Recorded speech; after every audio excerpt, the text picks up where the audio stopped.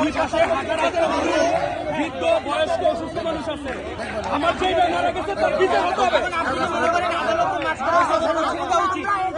ছেড়ে দেন, আমার কথা বুঝে। এই পরিবহনগুলো দিনের পর দিন তারা রাস্তার ট্রাফিক মানে না। এখানে ট্রাফিকরা আছেন পারেন না, ট্রাফিক স্যাররা সার্জেন্টরা অনেক চেষ্টা করে, মানে না তারা মানে না। পরিবহন মালিকদের নিরাশ করতে হবে, পরিবহন বাধ্য করতে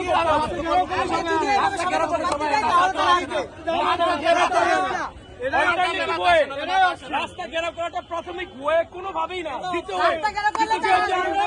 প্রথম ভাবে পারছি না, কেউ আসতেছে না, এবং এই যে হত্যাগুলো হচ্ছে, জীবন ধরে যাচ্ছে, তারা দায়বদ্ধতা নিচ্ছে না। পরিবহন মালিকগুলো কেন পরিবহন মালিকরা দায়বদ্ধতা হবে না? কেন তারা কমিটেড হবে না? কেন তারা রাস্তায় বিচার হবে না? কেন একদিন 3 দিনের মধ্যে ছেড়ে দিবে? বিচার ছাড়া কেন ছেড়ে দিবে? এটাই হচ্ছে ফ্যাক্ট, এটাই ফ্যাক্ট। কেন ছেড়ে দিবে?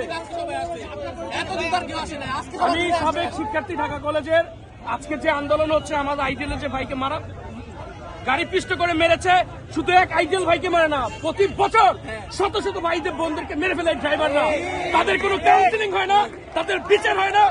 তাদের পরিবহন মালিকরা একটা মাফিয়া, পরিবহন মালিক একটা মাফিয়া। তারা প্রশাসন নিয়ন্ত্রণ করে, তারা আদালত নিয়ন্ত্রণ করে। তাদের বিরুদ্ধে প্রতিবাদ করো তোমরা। পরিবহন মালিকদের কোটি কোটি টাকার কারণে আমাদের ভাই বোনরা নিষ্পৃত হচ্ছে। কেন তারা নেশা করে কেন ড্রাইভার চালাবে?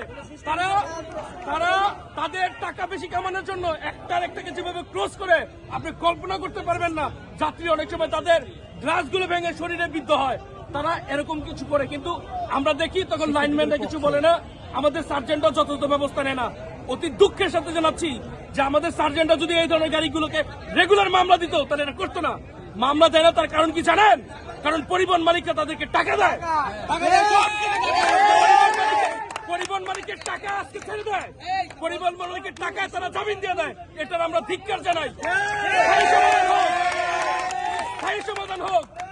আজকের এই ঘটনা যেন সামনে না ঘটে, সেটার জন্য যেভাবে রাস্তায় ডিসিপ্লিন গুলো মেনটেন করার দরকার ছিল, প্রশাসন সেভাবে মেনটেন করার জন্য ফোর্স করুক, মামলা দেখ। মামলা ছাড়া কোনো ওয়ে নাই। প্রয়োজনে ড্রাইভিং লাইসেন্স সিজ হোক।